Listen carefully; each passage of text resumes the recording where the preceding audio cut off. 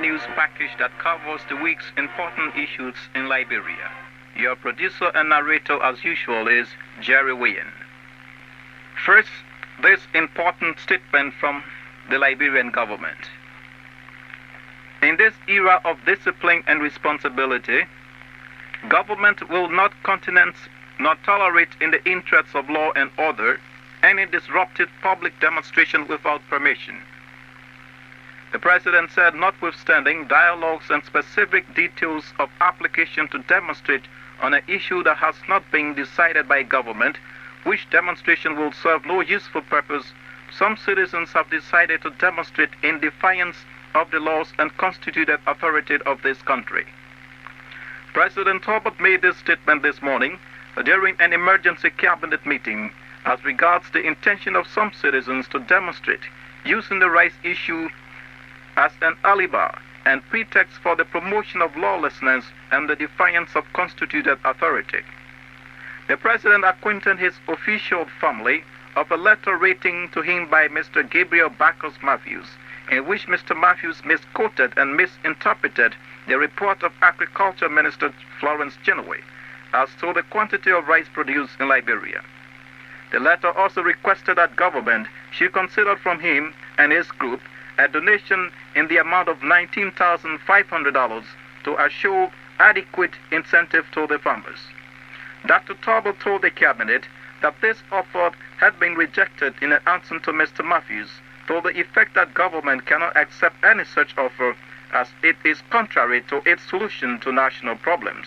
The rice situation has been carefully studied and has not been resolved by government. It was observed that Mr. Matthews' concern recently has always been for the consumer, ignoring the interests of the producer. This letter, it was noted, seems to be a departure from this stance. Continuing, the government release said, President Talbot said government has made it clear that it will look carefully into the rights issued and appropriate decision will be made in the interest of both producers and consumers. In his reply to the letter, President Talbot also reminded Mr. Matthews that threats and emotionalism could not solve the issue as the matter was being resolved by government after careful studies, taking the interests of all concerned into consideration. President Talbot noted with great concern that there were leaflets emanating from the University of Liberia's student organizations whose leaders admitted to having prepared and circulated calling upon soldiers and policemen to violating the law and to join in the proposed demonstration. This is clearly seditious. The release notes, and government reserves the right to deal with this flagrant attempt to violate the law by inciting officers and enlisted men to act contrary to the law and against the authority of the state. Government will not countenance any such violation, and violators will be appropriately dealt with, the President stressed. Meanwhile, in flagrant violation of government's order that it will not tolerate or permit any demonstration without permission, a crowd of concerned citizens, estimated at 2,000, broke loose in the streets of Monrovia, protesting against a recommendation made to the President by the Ministry of Agriculture, proposing an increase in the price of rice. Businesses are at standstill in the city, and parents have been warned to keep their children indoors as constabulary agents had been ordered to bring the situation under control and ensure the safety of the public. On April 12, the Justice Ministry issued a strong warning advising parents to keep their children indoors, while the general public was asked to heed to the notice. The warning, broadcast on radio and television, further stated that any such demonstration was a direct challenge to and defiance of government's authority, which it will not tolerate. Meanwhile, effective immediately, a curfew has been called by the government of Liberia because of what was described as rampant vandalism, looting, and hooliganism. All persons are required to vacate the streets and go to their places of residence. Anyone found in the streets, according to the Ministry of Justice, could be shot. President Talbot has once again underscored the importance of self-awareness by Liberians that the development of Liberia is solely the responsibility of every Liberian. He said that while other nations may assist in Liberia's development programs out of kindness, Liberians must depend upon themselves, as they know people other than Liberians can effectively undertake the task of developing Liberia. The president was speaking Wednesday in Monrovia following his return from a 3-day state visit to Kuwait.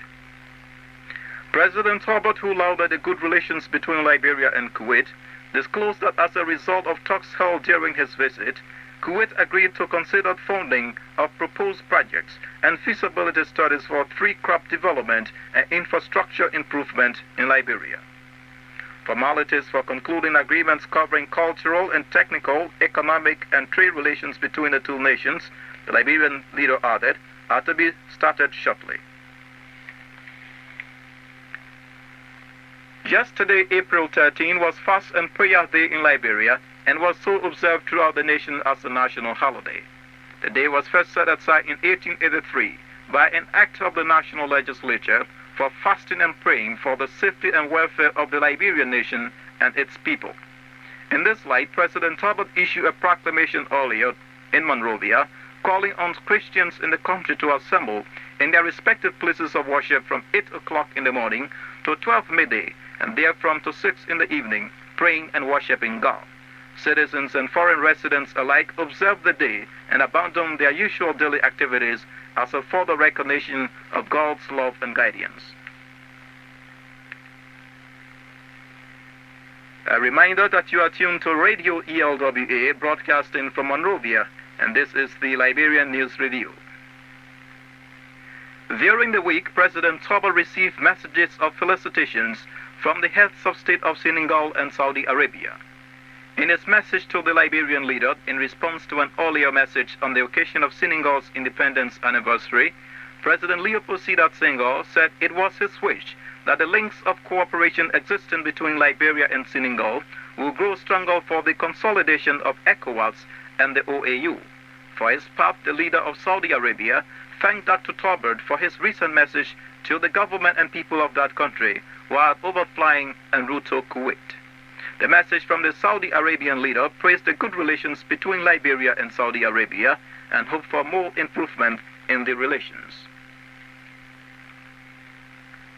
The Minister of Agriculture of the Ivory Coast, Mr. Denis Braconon, paid a 2-day friendly visit to Liberia during the week for talks on providing assistance to the Liberia Cocoa and Coffee Corporation. While in Liberia, the Ivorian Agriculture Minister held talks with his Liberian counterpart Florence Chenoweth. Minister Braconon was at the head of a 3-man delegation. 5 unidentified men died Thursday and 3 others, including a woman, were injured in a motor accident in Bangad-Bong County. The injured victims were later taken to the Phoebe Hospital, where they are presently undergoing medical attention. According to reports, the accident occurred when the blue and green Toyota truck driven by one Mohammed Siddiqui, marked TT17, which was traveling from Greenville, made an abrupt stop near a sign installed by the Potato Road Construction Company and turned over, leaving the 4 tires in the air. Driver Mohammed Siddiqui has been arrested and detained at the police headquarters in Banga City, while the bodies of the 5 unidentified men are at the John F. Kennedy Hospital in Monrovia. Meanwhile, Bong County Superintendent Joseph Yawate has sent a telegram to Sino County Superintendent J. Dominic Bing informing him of the accident.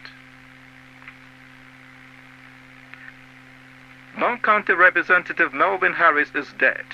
Representative Harris died on Tuesday at the Phoebe Hospital in Suwakoko, Bong County, after a brief illness. He was 71. He served as member of the House of Representatives from Bong County for 12 years. 7 officers of the Armed Forces of Liberia have been promoted to various ranks by Assistant Defense Minister for Malaysia Affairs G. Walton Tay on behalf of President Herbert, who is Commander-in-Chief of the Armed Forces of Liberia.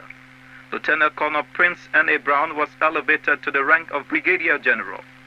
Others promoted from the rank of Colonel to Lieutenant Colonel were Stephen D.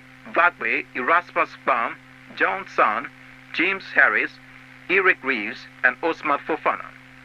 Performing the ceremony in Saninkole, Assistant Minister Tay told the officers that their assignment on the divisional staff was a very important one with the armed forces. On behalf of himself and his colleagues, General Brown thanked Minister Tay for the honor and asked him to convey their appreciation to President Talbot for the preferment. He assured Minister Tay that they would adhere to their oath and defend the Constitution and state. The General Manager of the Lampo JV operating company in Yekepa, Nimbat County, Mr. Haynes Armstrong, has resigned.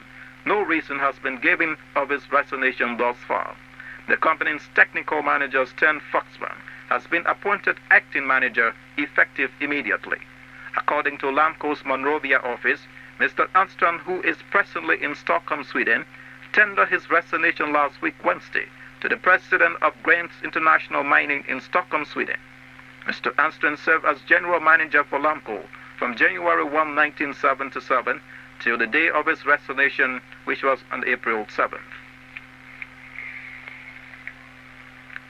12 business firms within the Monrovia area have been fined $5,000 each by the Ministry of Commerce, Industry and Transportation for arbitrarily escalating prices during recent price freeze instituted by the Commerce Ministry.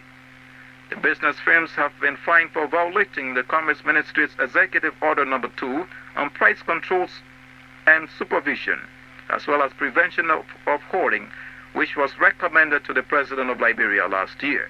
A cabinet decision reached on the recommendation demands that the violator be made to deposit into government's revenues the sum of $5,000.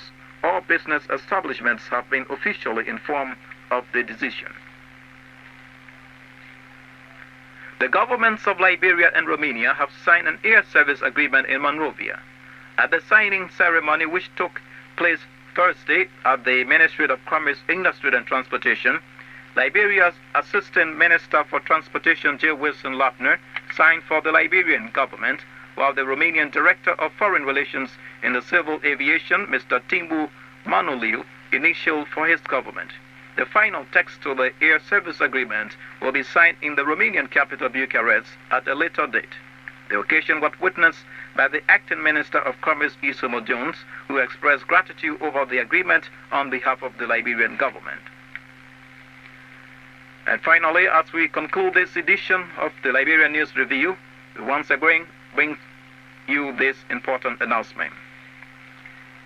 Effective this afternoon, a curfew has been called by the government of Liberia because of what was described as rampant vandalism, looting, and hooliganism.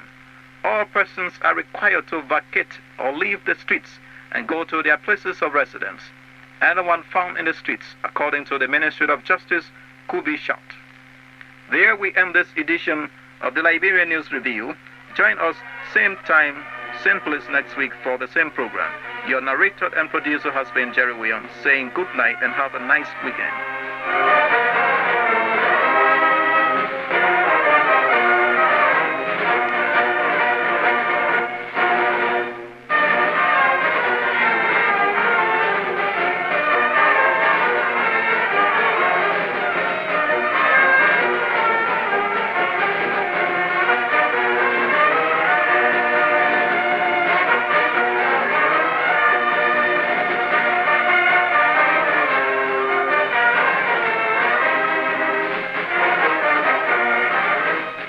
This is the ELWA in Monrovia. In 1 minute, the time will be 9 o'clock, and we shall be bringing you this evening's request hour, your Saturday evening request program, just before the Easter sunrise service you have tomorrow. We trust that we can play songs that will prepare you for the Easter sunrise service.